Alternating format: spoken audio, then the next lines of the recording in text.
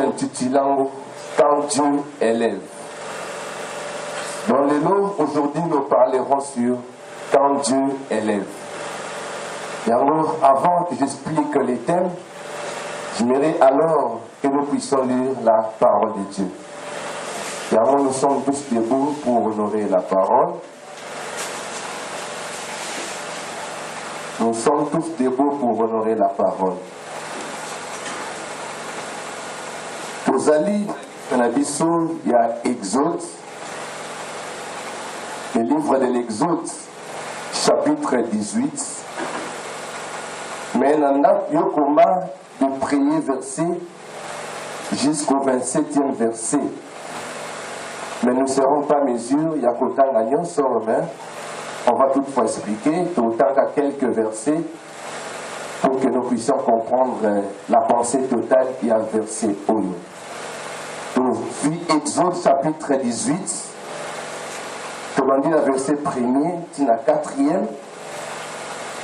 Jéthro, sacrificateur de Madian, beau-père de Moïse, a pris tout ce que Dieu avait fait en faveur de Moïse et d'Israël, son peuple. Il a appris que l'Éternel avait fait sortir l'Israël d'Égypte. Jéthro, beau-père de Moïse, prit Séphora, femme de Moïse, qui avait été renvoyée. Il prit aussi les deux fils de Séphora. L'un s'est nommé Gershom, car Moïse avait dit, j'habite un pays étranger. L'autre s'est nommé Eliezer, car il avait dit, le Dieu de mon père il m'a délivré de l'épée de Pharaon. Pour sauter Balamoko 9-12. Jéthro s'est réjoui de tous les biens que l'Éternel avait fait à Israël et de ceux qu'il avait délivrés de la nation des Égyptiens. Jéthro dit, béni soit l'Éternel qui vous a délivré de la main des Égyptiens et de la main de Pharaon, qui a délivré le peuple de la main des Égyptiens. Je reconnais maintenant que l'Éternel est plus grand que tous les dieux, car la méchanceté des Égyptiens est retombée sur eux. Pour Kembalamoko, on a 23. Si tu fais cela et que Dieu te donne des ordres, tu pourras y suffire. Et tout ce peuple parviendra heureusement à sa destination. Moïse écouta la voix de son beau-père et fit tout ce qu'il avait dit. Parole du Seigneur. On a tout vendu pour pleurer plus fort pour la gloire du Seigneur. Il aimait acclamer ton Dieu plus fort.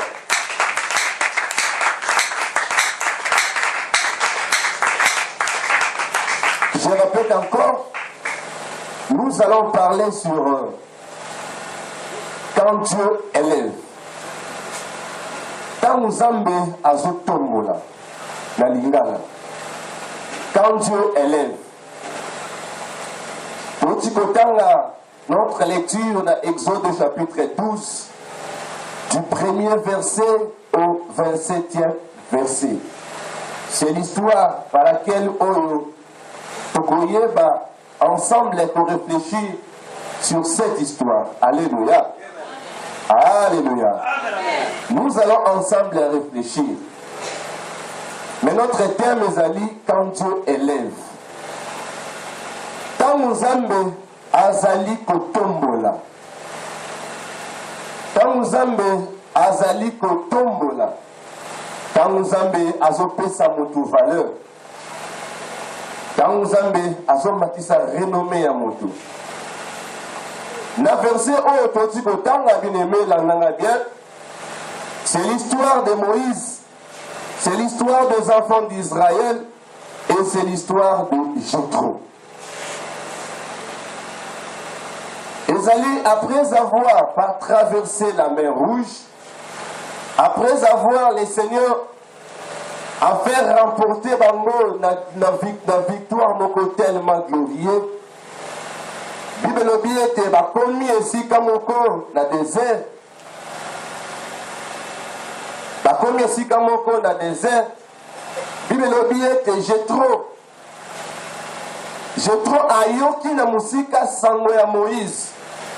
Parce que, selon l'histoire, Moïse avait une femme au nom de Séphora. Papa à Séphora était Jétro. Jétro était sacrificateur des Madian. Donc Jétro était un Madianite. Lorsque Jétro a appris Makamunionso Oyo Nzambe Asalaki na Israël au travers Bokilo Naye, Jétro a eu mangu na rencontre à Moïse dans le désert. Bible le billet de temps où Jétro aye yé mon côté. Jétro a memeli Moïse moi si nae Séphora. A memeli Moïse banemi balé. Il y a Liboso au nom de Gershon. Il y a mis balé au nom de Eliezer. Par là nous comprenons que tout ce qui s'est fait en Égypte, bana Moïse, na mwasi Moïse bazala quitté. Donc Moïse atindaki bana na ye ainsi que mwasi na ye, atindaki bango epai ya baboti na ye. Donc Moïse était seul en Égypte, ensemble de la bandeko na ye nyonso d'Israélien. Pour comprendre, il y a une révélation encore cachée dans Katiwana. Moïse atikaki Séphora ainsi que Banaye.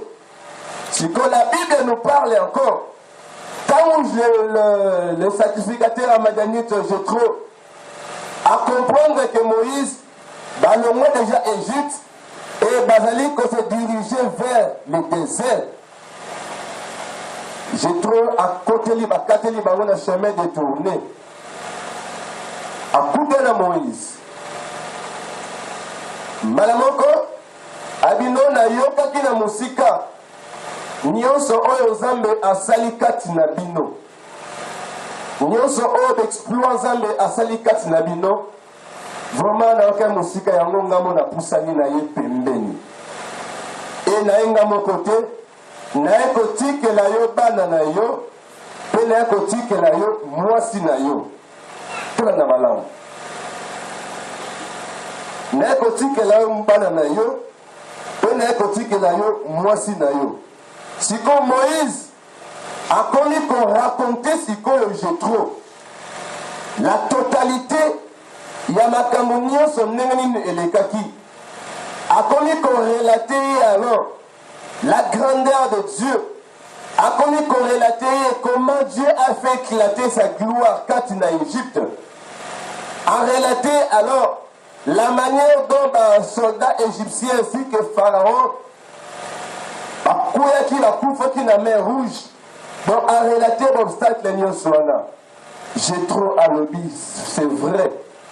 Je crois maintenant que votre Dieu, Azali Nzambe Nikolo Nioso, Aleki Nzambe Nioso Nanguya. Alléluia. C'est ça le verset. Et sans se limite pas par là, tant bazo solo là, et s'il est bakeko là, lobi na ton très matin. Il me l'a dit, Moïse, Batou Bayeli et Pelé, abandi qu'on gérait des problèmes ya Batou. Et lorsqu'il gère des problèmes, je trouve Talinenge, son gendre, c'est-à-dire que Bokilo Naye, Nenge Azot travaillé trop dur. Abengi Bokilo Naye, Abi Moïse, viens. Tu n'agis pas bien. Osa toi agir bien. La manière dont tu travailles, tu finiras par t'épuiser. Ndenge Zawana organise alors des équipes. Équipe il y a 1000, équipe il y a 100, et équipe il y a 10. Yo c'est limité kaka. Na makambu mususu on a dit important. Makambu ya mikeni qui est formé partout. Bato wanande baya kupesa kayo rapport pour que Ozala épuisé. Moïse, pilote Moïse, à prendre acte. Alors, il y a conseil Olo. à établir aux alliés chef de 1000, chef de 100, chef de 10. Donc, Moïse a se limité kaka, n'a pas établi sacerdoce. A se limité kaka, n'a makambo orali kolo. Mais makambo ya cessé à établir bateau. Allah qui si bango alors Moussala. Que bateau bakomi kosala Moussala.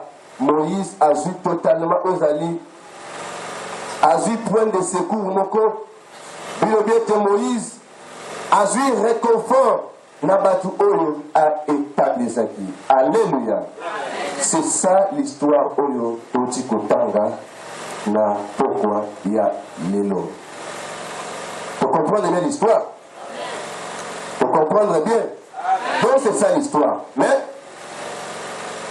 pour nous expliquer, quand Dieu élève, pourquoi alors, dans l'histoire Ototiko-Tanga, pour comprendre, il y a plusieurs secrets cachés alors dans l'histoire. Et je sais bien, après cette prédication, une personne parmi nous sera bénie. Une personne parmi nous a contemplé gloire et grandeur dans Zambie. Et une personne parmi nous va recevoir quelque chose alors des bons venant de l'Éternel. Alléluia. Quand Dieu élève, nous voyons alors le mot élévation.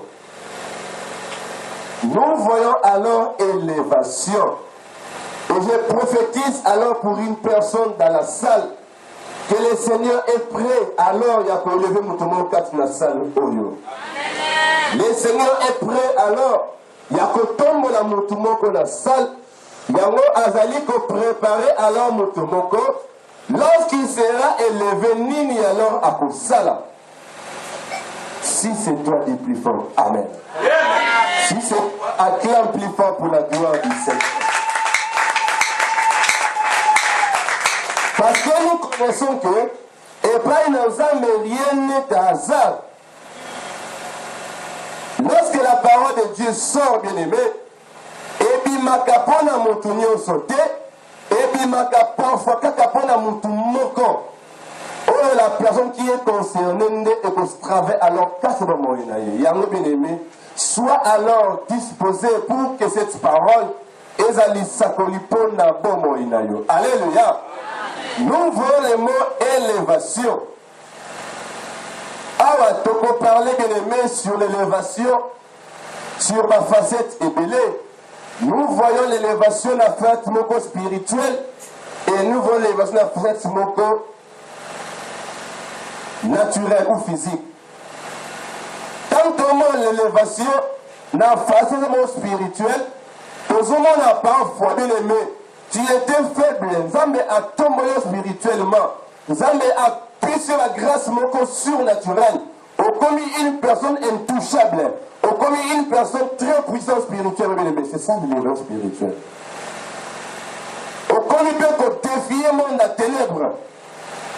Au commis obstacle le monde à ténèbres. Au commis délivrance à l'ibotanayo. Au commis alors solution totale à l'ibotanayo spirituelle. C'est ça l'élévation spirituelle. Et lorsque nous voyons l'élévation physique, nous remarquons que Dieu aussi est capable de transformer alors ta vie. Dieu est capable, il y a que tomber la vie, à tomber les renommées, à tomber au commis la ramoko à l'icône, tu as alors l'excellence. Au commis icône à l'ibotanayo, au commis baroba l'ibotanayo, au commis Rosali, icône y a contré aux alliés. Au commis référence y a contré aux alliés. Il y aura une personne qui sera visitée. Pourquoi il y a l'élo. Alléluia. Maintenant, ce que vous aimez, au cours de matin à Bissau. Dans le premier verset, nous remarquons que Zambé a tombé renommé à Moïse. Parce que Sangla Moïse est tombé le monde entier. Sangla Moïse est que Tina ba Madianite, Tina ba Malécite, Tina ba Philistin, bien aimé, Sango est tombé le monde entier. Sango est tombé comment? Et tombé la manière dont ils étaient avec leur Dieu et la manière dont Dieu a opéré des miracles étranges dans Maboko de Moïse. Donc c'est ça. Élévation Tamoyaka bien aimé. Tant nous avons tombé la moto, tant nous avons pris sa moto valeur moko songolo, et premièrement c'est le succès qui vient. Et après le succès, nous avons la renommée. Moutouana a comme un succès makasi, et partout à l'Okotambola, a comme le point de mire ya Moutou Nyoso. Tout le monde dira que Moutouana n'est Aza boye. Tu comprends, hein? Moutouana n'est Azali boye. N'a pas su exemple alors. Maintenant, contre Nabiso Oyo, sans que c'est l'amique, supposons notre Premier ministre actuel, sans qu'il y a Bimika la route Mokali à Tamboli Awa, tout le monde va braquer Batalaye en live. Oui, parce qu'il a un renommé supérieur. Moutounion, c'est un ministre tel. Donc, même si tu préparais, tu faisais la cuisine au côté pour que aucun écouta la moutouana. Bien aimé, c'est ça la renommée. Tu comprends, hein? Si qu'on renommé, plutôt l'élévation, et me la kamoutou succès. Il y a un succès, voilà, ceux qui ont à tombolio makasi. Et que, au yebi alors, pour maîtriser le succès na yoté, au yebi alors, pour maîtriser les alliés renommés na yoté, bien aimé, la plupart des cas, est même orgueil. La personne a comme orgueillé. La personne a comme minimisé tout. La personne a comme minimisé c'est le quoi yemoko. Il y a un bien aimé pour nous dire alors n'importe le Lord. Quand Dieu va nous élever, parce que ta prière quotidienne est que le Seigneur puisse t'aider. Alléluia. Alléluia. Mais sache que bien aimé, il y aura un temps où Zambé a kotombola yo. Il y aura un temps où le renommé est pendant le monde entier. Il y aura un temps où le renommé est pendant la contrée aux alliés. Tu vas devenir alors l'icône de ta famille. Bien aimé, mais prends alors garde. Prends alors garde. Succès et mémaloté, renommée et mémaloté, de peur que ceux qui l'aiment, orgueil et tonikat na yotachit on a plus pire encore. Un homme averti. À vos deux. Un homme averti. À vos deux. Pourquoi madame verset 12. Non, pourquoi 12 aussi car. Pourquoi là verset 2. Bible le billet de Moïse. J'ai trop plutôt. Tant aïe et pas une Moïse. J'ai trop à me mêler Sephora. J'ai trop à me mêler Gershon. J'ai trop à me mêler Eliezer. Cela cache encore quelque chose. J'ai trop à me mêler Libotanaïe. Elingi Kolobanini alors, bien aimé, Tangu o Nyoso, Tozali Kozala élevé, Tangu o Nyoso, Zamba zo tombola yo, Tangu o Nyoso, Zambe azo porter regard favorable et pas na yo, n'oublie pas ta famille. N'oublie pas le faible commencement. N'oublie pas que hier tu as souffert. N'oublie pas que hier tu as galéré. Or, actuellement, ce n'est plus le cas. Actuellement, si Dieu t'élève, au niveau trop élevé, bien aimé, parfois, aux autres salandekonayo, parfois, aux autres salibotanayo, parfois, aux autres minimiser bandekonayo, bien aimé, c'est très dangereux. Parce que les lots, au commun n'a pas social élevé, bien aimé, aux hommes à place au Ruta. Bible le billet que, quand Jésus-Christ n'a piscine à Bethesda, quand à Télémissi motuana ozaki mo politique wana. Prends ton lit, lève-toi et marche. Bien-aimé, le lit qui lui servait à coller la place wana aboka ki yangote. Christ a dit c'est zombe tunayo. Comment ça les fait le commencement? Libota l'ensemble. Quand Dieu t'élève, comment c'est que tu as une famille? Quand Dieu va t'élever, n'oublie pas qu'il y a des gens qui sont qui pour que comme un niveau zaliwana. N'oublie pas qu'un jour, au cas où tu peux dire bien mes princes, ne me calme soutien la prière bien aimé. Alléluia. Alléluia. Alléluia. Bible le livre la Bible à 1 Timothée 5:8. Si quelqu'un n'a pas soin des siens et principalement de sa famille, il a renié la foi. Il est pire qu'un infidèle. Ce qui m'ont dit, à se prendre soin, il y a l'hypothèse n'a été, principalement la famille n'a été bien aimé. À Wangani Ozali Kondima, Azali pire plus qu'un infidèle. Il y a l'hypothèse ensemble, ta famille et ta famille.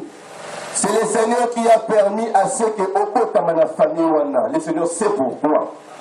C'est pas dit que ceux qui l'ont commis un bon modèle et comme avant il faut audience. Bien aimé, c'est très dangereux. N'oublie pas les faibles commencements. Moi, les sanctifiés, moi, la messe, ceux qui l'ont Zambé à visiter, ceux qui l'ont Zambé à porter regard favorable et pas yo. Si aujourd'hui Dieu t'élève, n'oublie pas ton assemblée. Parfois, il y a une personne qui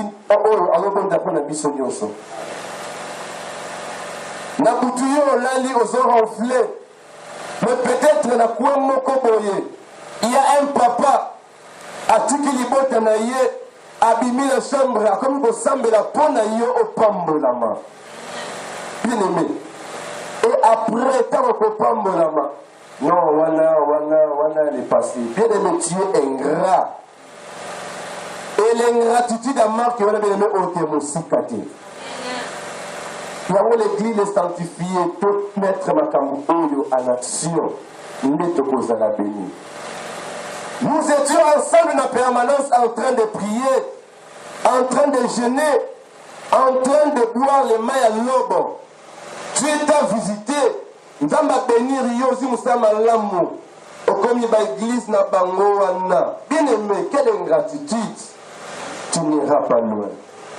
Tu es plus qu'un infidèle. Alléluia. Amen. Notre thème est quand Dieu élève. Dis plus fort, quand Dieu élève. Quand Dieu élève. Non, dis bien dit. Quand Dieu élève. Quand Dieu élève. Quand Nzambe azali kotombola yo, bien aimé, okozala nini. Okobanse dans les faibles commencements ou pas. Bible lobi ete Moïse atikaki mosika bana na ye na mwasi na ye.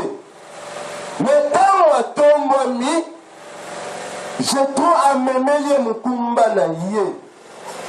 C'est comme ça. Actuellement, dans l'église actuelle bien-aimée, ce qui me fait mal, tant d'ailleurs makamu oyo, et puis ça la passe dans mon thème. Ça me fait très mal au cœur. Pour aider ton frère bien-aimé, il faut un état d'âme na yé. Bien-aimé, il n'en était pas ainsi au commencement. Il n'en était pas ainsi au commencement. Pendant qu'on s'engage qu'on a eu, il faut mettre dame naïe. Loin de là, bien-aimé. Loin de là. Ozali maté avec égoïste. Vous me comprenez? Lorsque Dieu t'élève, bien-aimé, comment ça va me connaître? Même si ton père à toi est sorcier, il est ton père. Dieu a notre Christ, non? Même si ta mère est sorcière, bien aimé, elle est ta mère. Yéné mon engendré yo. Ce qui est pambolami, pour ça n'a pas voté. Alléluia. Alléluia. Ce qui le nom de Konjaï a tombé l'ami, a commis la renommée, il y a Michel Bakenda, il y a pasteur Hatoms, ce qui a pensé que maman Claudine, bien aimé en Kemosikate, a pensé la chute libre. Oui, chute libre, hein? Oui, bien bon. Yani, oui, les amis. Oui, bien bon. Mon chute libre, à l'exemple, nous avons qu'un débrouillé, nous croyons que partout les alliés ciment. Donc, c'est normal. Donc, aucun acquitté que au concours, pourquoi la chute libre et que ça va dégâts. Mes chers frères, mes chers sœurs, n'oublie pas le faire des commencements. Esika Outa, Esika Zambazio, Kobos les Sika Wanate, Kobos les Amote bien aimé, Zomatea Oton Aboussala, les Ambe Akopambonayo. Longola Matea et Adam Longola Yango, Ozamoa Nanzambe, Soki Moutouana avait sorcier ou sorcière bien aimé. S'il faut lui aider, déclarer pour le monde, déclarer pour le bilan que le Pessaïe et au sein de l'Amérique. Jésus nous a prêché sur l'amour. Or, actuellement, l'amour est comme banni. Actuellement, l'amour est comme l'enseignement sur l'état d'âme. N'oublie pas le faire de commencement. Alléluia. Acclame plus fort pour la gloire du Seigneur.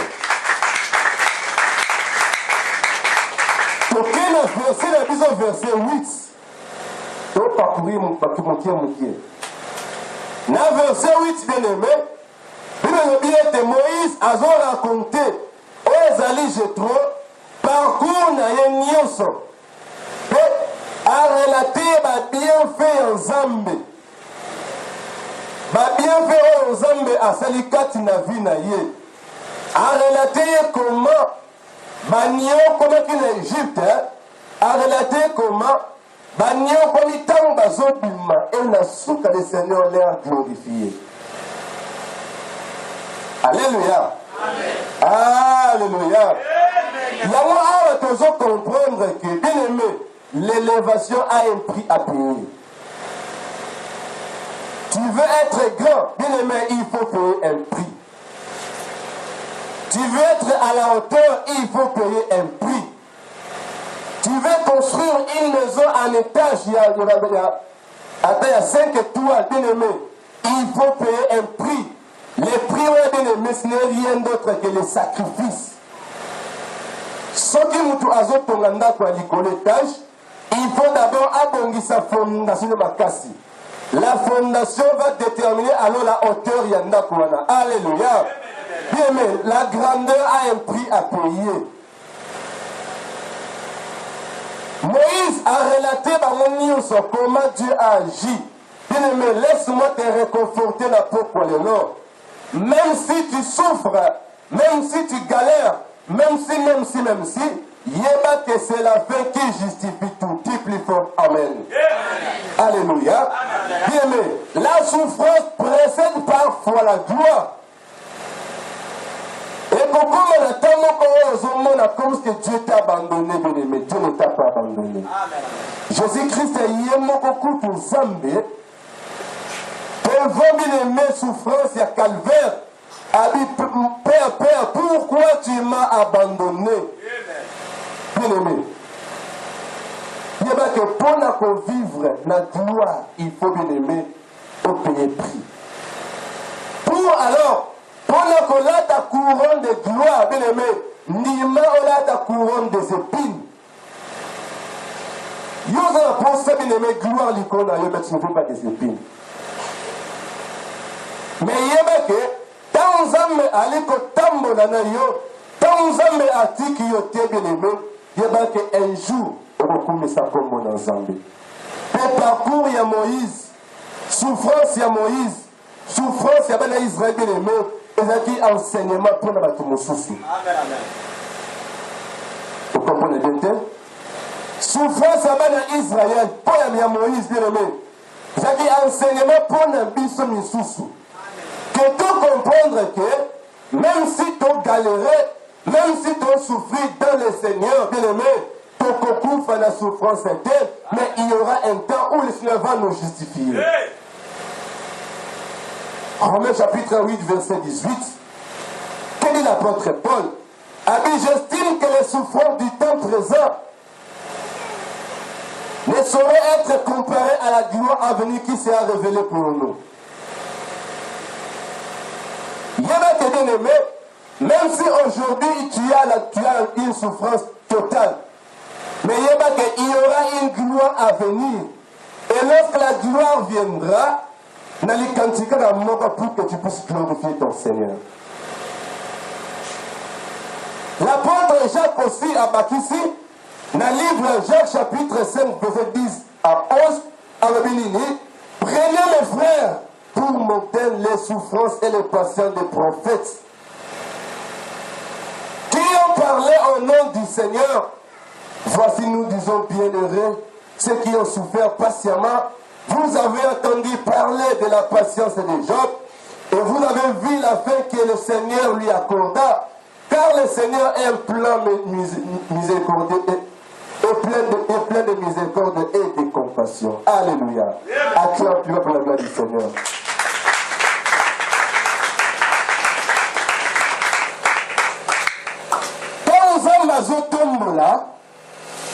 Quand Dieu élève quelqu'un bien-aimé, Dieu commence d'abord par préparer cette personne.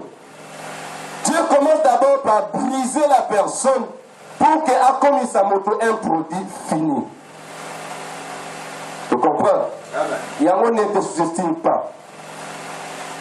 Comment on a dit que Nzamba est bio, tu es loin de là. Nzamba est bio. N'abandonne pas ta foi parce que là tu galères. Non, loin de là. Nzamba est bio. Il y aura un temps bien-aimé où tu auras une histoire à raconter aux autres. Tu seras alors les réconforts des autres. Tu seras alors la personne appropriée pour accompagner ce matin à tout le bien aimé. Comment tu peux raconter l'histoire d'Anzela ou l'équité? Alléluia. Pour mieux raconter l'histoire, il faut d'abord les canoniser là. Ce qu'on a dit dans trop pépiné, au côté de ma soleil en malamou, par rapport à ce qui est en haut. Vous comprenez, hein? Yango mes chers frères, mes chères sœurs, le Seigneur a un plan merveilleux dans ta vie. Le Seigneur veut alors te redonner encore de la forme.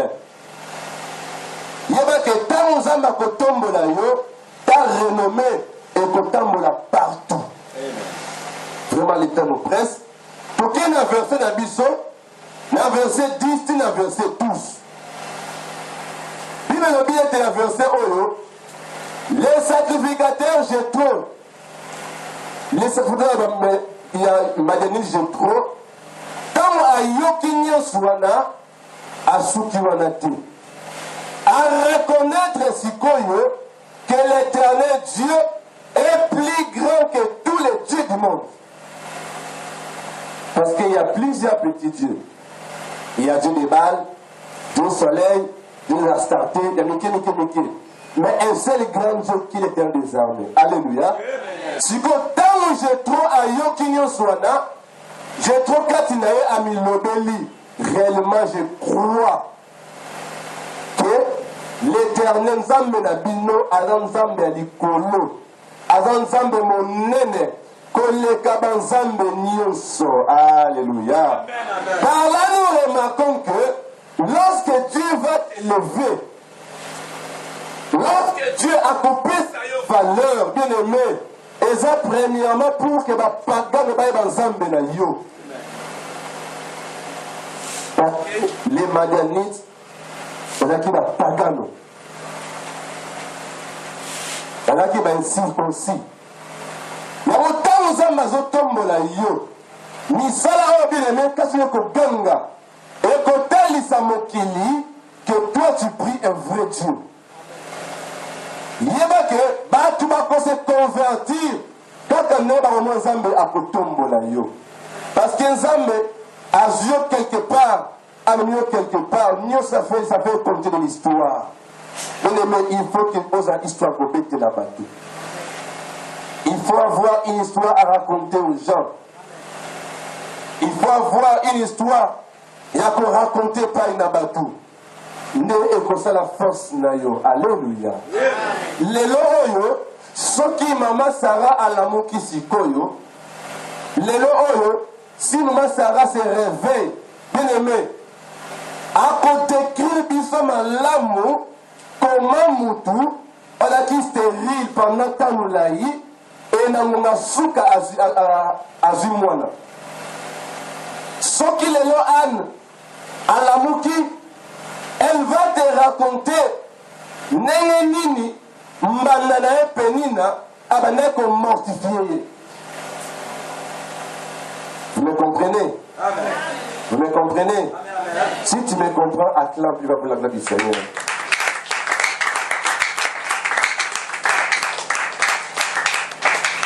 Le message que ton élévation est impacter mon kili. Ton élévation est comme ça que batu mingi babongola motema. Et comme ça que batu mingi babandonner ba pratique ancienne. Baya kondimena Yesu na yo. C'est ça quand Dieu élève. Quand Dieu élève, bien aimé, il y a de l'impact qui se fait. Pour quel verset 19? Ah, toujours remarqué, Nini. Toujours remarqué, quand le sacrificateur Jéthro a montré combien Moïse travaillait trop dur, à Bengi, Jean Drenaye, à Pessier Conseil, a dit mon fils, tu vas t'épuiser. La manière dont tu travailles, tu vas t'épuiser. Organise alors une équipe, il y a 1000, il y a 100, mais il y a 10. Bien aimé. Apprécier conseil. Et l'autre Kamusinga alors, Moïse, malgré renommé naïe, Moïse, malgré grandeur spirituelle naïe, parce que Moïse, avec le prophète Oyo, qui parlait avec Dieu face à face. Dans la Bible, prophète Mokoté, on est face à face à part Moïse.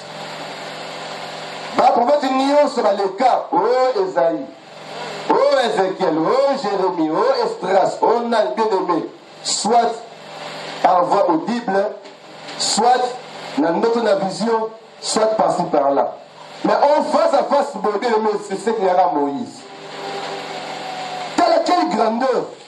Moïse parlait avec Dieu face à face. Donc il était un prophète très puissant.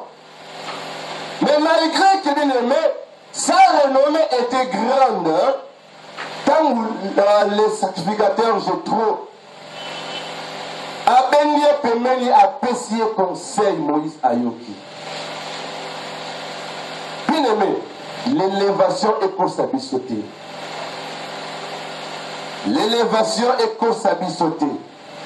Même si tu es élevé, même si Dieu t'utilise surnaturellement, même si on comme une mongo ébélé, bien aimé, yoka toli entourage na yo, yoka toli à ba tata na yo, yoka toli à ba aîné na yo, et pour sa force na yo. Vous comprenez, hein? Amen. Sauf que toli bien aimé, okozala mwana malamu pe okokonserve alors malamu oyo ezali élévation na yo. Mais actuellement c'est plus le cas. Actuellement c'est le monde à l'envers. Parce que tu commences à prophétiser, tu pries pour quelqu'un à Moïse le Boko Nzambe et ton père aille pas na yo, non mon fils. Au moins dans le monde a prophétie. Il faut ça la boye. Ah non, tu n'iras pas loin. Tu n'iras pas loin. Quand nous avons tombé là, bien aimé, il faut être très prudent.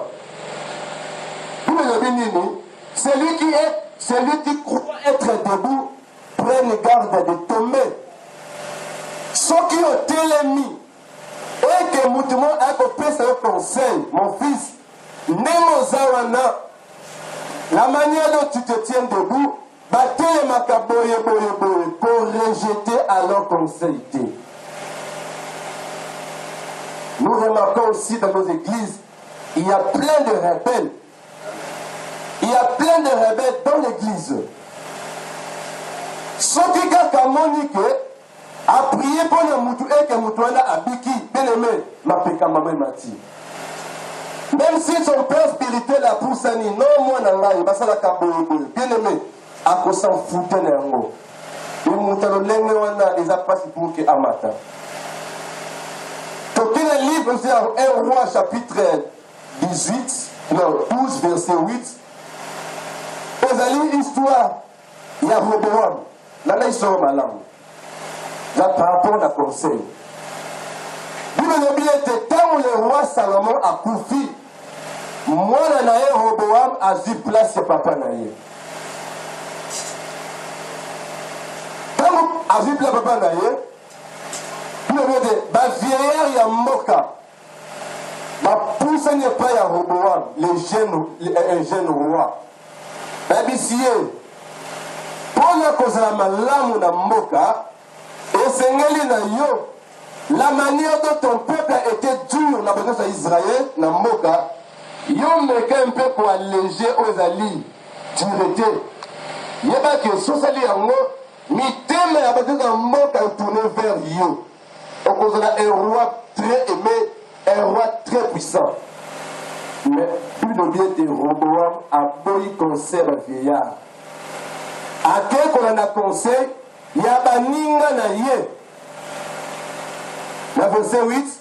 Mais Roboam laissa les conseils que lui donnaient les vieillards et il consulta les jeunes gens qui avaient grandi avec lui et qui l'entouraient.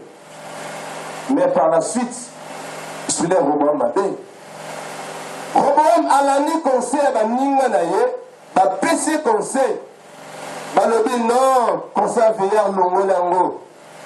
Yebisa peuple, papa na biso, papa na Salomon, a beta kibino, na fimbu, ya fer, mengai, na kobeta bina fimbu ya scorpion. Je serai plus dur que mon père, bien-aimé. Et soukena qui est ma belle. Il y a un jeune serviteur. L'élévation est comme ça sauter. Jeune serviteur, l'élévation est comme ça sauter.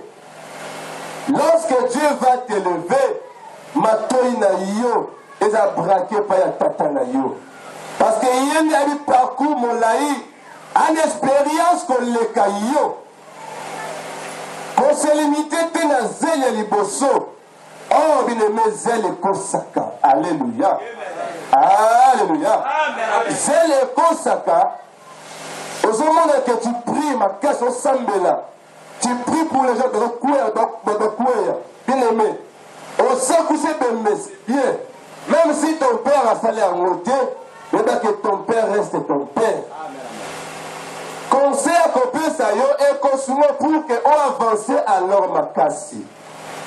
Si tu rejettes alors le conseil de ton père, tu feras quoi? La chute libre. Tu comprends, hein? Acclame plus pour le nom du Seigneur. Il nous reste plus ou moins quelques minutes pour clôturer. Il nous reste quelques minutes pour que vraiment Mango Makassi. Pour qu'il le verset 24, il nous dit que Moïse a yoki Matéa à Jétro, plutôt conseil à Jétro. Moïse a kaboli ma tâche pour la s'épuiser. Ah, bien aimé, il y a encore une petite révélation. Nous remarquons que, bien aimé, lorsque nous sommes élevés, tant spirituel que physique, bien aimé, il nous faut toyer la part des choses. Ce qu'ils ont bien pambolio, on mati, on commis grand spirituellement. D'abord physiquement. Au premier grand physiquement, ça là est fort, wana, bande konayo, peba comme grand. Et pour Sungayo, on peut épuiser. Ceux qui ont connu icône et famille, ça là est fort aussi, ne connaît pas se retrouver totalement. Parce que lorsqu'il y aura un problème dans la famille à traiter, bien aimé, tu seras totalement allégé. Ceux qui ont sali que Kakayomoko Otomami et que dans le il y a le karma kasi. Lorsqu'il y aura un problème à traiter, par toute la famille, les regards les a braqués sur eux. Mais lorsque yo osali icône bien aimé, on formait aussi des petites icônes dans Sénayo. S'il faut contribuer à $1000, bien aimé, au Kikamukie, les liposo appellent si moi ça, kunasa, bien aimé. On comprendre que, au lieu de dépenser $1000 Yomoko, on dépense à $300. Mais actuellement, ce n'est pas le cas. Toujours l'ingaming de Tomwami, mais nos frères Atikalina, c'est pas vraiment malade. C'est pas bien. Et ça encore sur le plan spirituel. Bien aimé, sur le plan spirituel, c'est la même chose. Voilà pourquoi, aux hommes dans des églises, à département piment par rapport à verset 1. Département protocole, la Bible est dans la tête. Mais ébimi par rapport à verset 1. Parce que Ezam a la montée, notre dadi le pasteur, Yemo aye, Yemo a terre, Yemo a sa protocole, Yemo a contre intercession, Yemo a modéré, Yemo il va s'épuiser. Yamo est Seigneur qui alors notre date a formé peu d'équipe, il y a 1000, il y a 10 000, là il y a 100. il y a 10. Si l'équipe va travailler et à la fin, on va rapport dans le numéro 1. Vous comprenez? Alléluia. Yeah. Il faut alors qu'on câble la tâche pour que tu ne sois pas totalement épuisé. Ceux qui ont connu notre travail, c'est bien, bien aimé, on peut s'épuiser. Quand c'est notre terre, tu finis toujours par tomber. C'est comme ça. Et alors voilà pourquoi, dans des églises locales, nous voyons des départements. C'est ça. Et à la fin des comptes, tous les départements, ils peuvent un rapport et pas un numéro 1. C'est comme ça. Donc, quand Dieu nous élève, bien aimé, il nous faut faire la part des choses. Il y a bien aimé pour chuter, pour conclure. Il faut alors tous être très prudents.